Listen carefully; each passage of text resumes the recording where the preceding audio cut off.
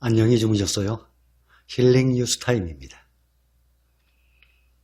오늘은 조금 일찍 켰습니다. 지금 현재 시간이 아침 6시 10분입니다. 간밤에 한 달 만에 미국의 증시가 많이 떨어졌어요. 6월 26일 이후로 가장 많이 떨어진 날이었습니다. 특히 기술주가 많이 떨어졌어요. 왜냐하면 특히 세 가지 이유입니다. 이번에 떨어진 이유가 가장 큰 것은 3월 이후에 실업자 청구 수당, 실업자 수, 이 청구한 이 인원수가 급격히 늘어났습니다. 현재 미국에서는 실업자가 한 2,500만 명 됩니다. 그러면 인구가 한 3억 2천, 3억 3천 되거든요.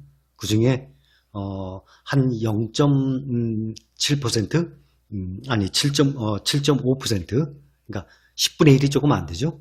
7.5% 되는 3억 3천만 인구 중에 2,500만 명이 주당 600달러씩 실업수당을 받고 있었어요.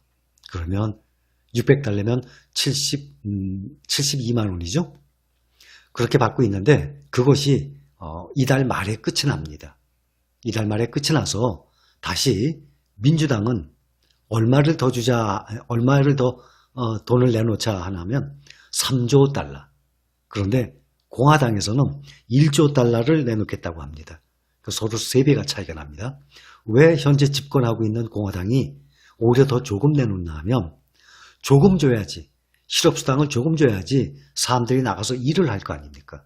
지금 트럼프 쪽에서는 자꾸 폐쇄가 아니라 활동을 할 수 있게끔 유도를 자꾸 하는 중입니다. 그래서 실업수당을 자꾸 적게 주려고 하고 민주당에서는 아직 안 된다.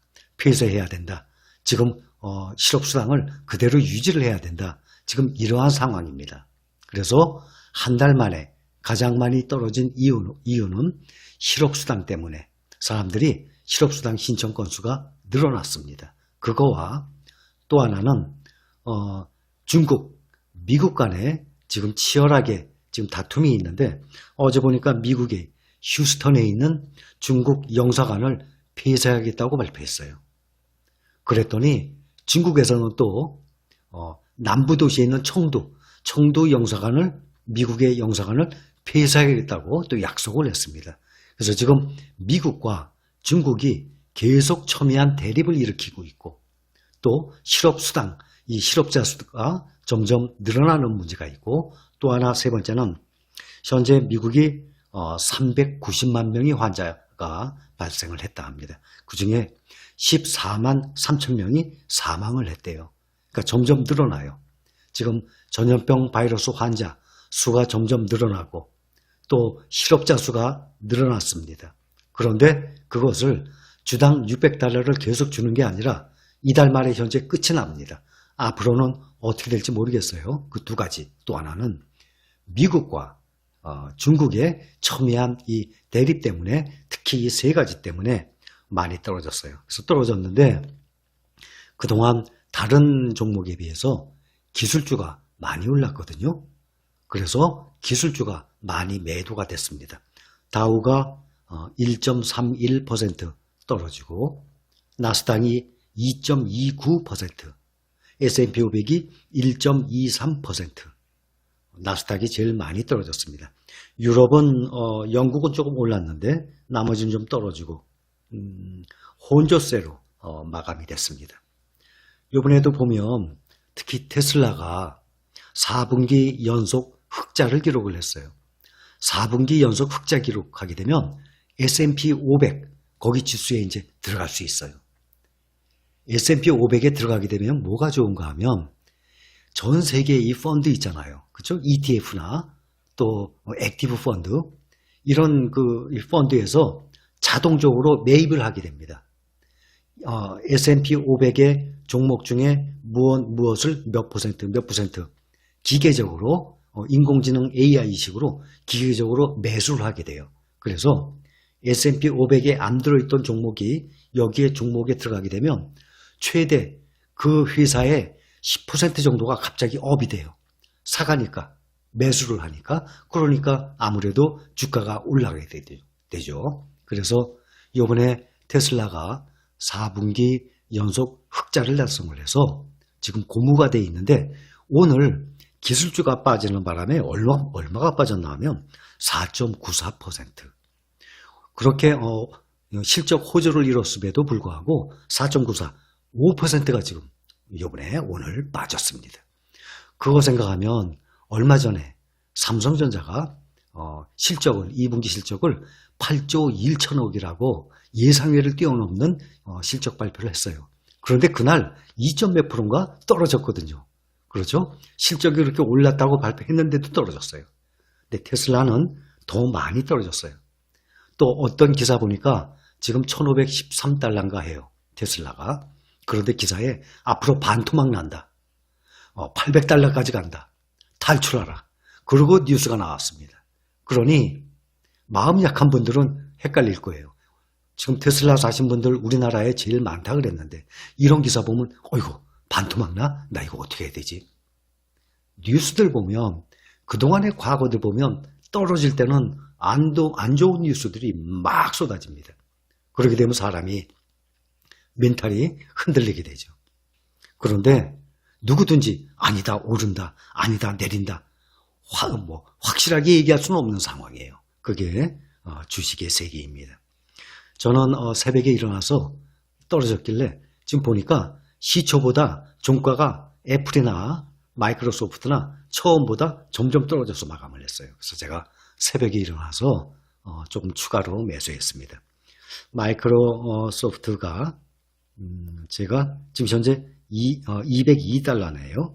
209달러에 사서 조금 더 사서 지금 저는 206달러로 평균 가격이고 애플은 388달러에 처음에 좀 샀는데 오늘 새벽에 또 샀어요. 그래서 애플은 380달러고 마이크로소프트는 206달러입니다.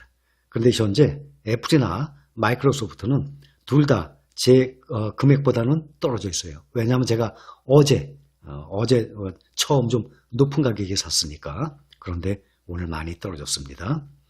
떨어질 때 추가로 매수를 하게 되면 나중에 그게 효과가 생깁니다. 그런데 떨어진다고 만약에 100만 원을 가지고 있잖아요. 떨어졌다고 100만 원 다 사버리면 안 돼요. 다음날 또 떨어질 수 있는 거 아닙니까? 그 다음날도 또 떨어질 수 있어요. 적어도 연 3일 정도는 예상을 하고 100만 원이 있다 그러면 한 3분의 1 정도만 투입을 하세요. 다음날 또 떨어지면 그때 또 3분의 1 투입하고 이런 식으로 사야지 떨어졌다고 가지고 있는 거 다 사면 그 다음날 또 떨어지면 어떡합니까? 주식의 이 세계는 모르거든요.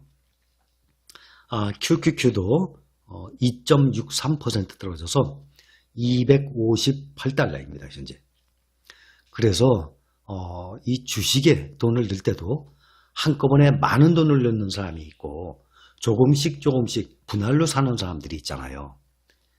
정말 내가 멘탈이 흔들리지 않고 앞으로 5년, 10년 나는 묻어둘 자신 있어. 얼마가 되는 신경 안 써. 이렇다면은 거치식으로 그냥 넣어놔도 괜찮아요. 3천만 원이든 5천만 원이든 나는 이 돈을 10년 후에 쓸 돈이야. 그러니 괜찮아. 그러고 넣어두면은 괜찮죠. 근데 사람이 마음이 오르내릴 때마다 흔들리는 경우가 많거든요. 또 주식의 이 레버리지를 위해서라도 주식의 이 평균 에버리지를 위해서라도 떨어지면 조금씩 사 모으고 올라가면 좀 기다렸다가 그러니까 이렇게 올라갈 때 또 떨어지면 또 사 모으고 그랬다가 또 올라가는 거거든요. 내려갈 때도 이렇게 내려갔다가 조금 올라와요. 또 내려가죠. 내려갈 때마다 조금씩 사 모으세요. 그러다 보면 길게 보면 그게 역사적으로 이렇게 우상향이 되는 거거든요. 그래서 떨어질 때 사람들이 놀라서 사지를 못해요. 반대로 해야 됩니다. 떨어질 때 그때 조금씩 사 모으시면 그게 나중에 크게 불어나는 거예요. 어제 뉴스를 봤더니 증권회사에서 주식담보대출, 신용대출 중지를 한다고 얘기 들었어요.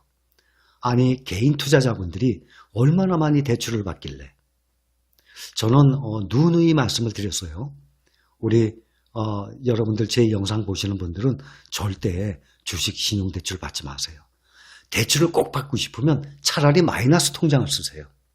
왜냐하면 내가 뭐 집을 담보로 한다든지 어서 돈을 꽂다든지 마이너스 통장을 쓴다든지 그러면 내가 제때 못 갚아도 큰 문제는 안 생겨요.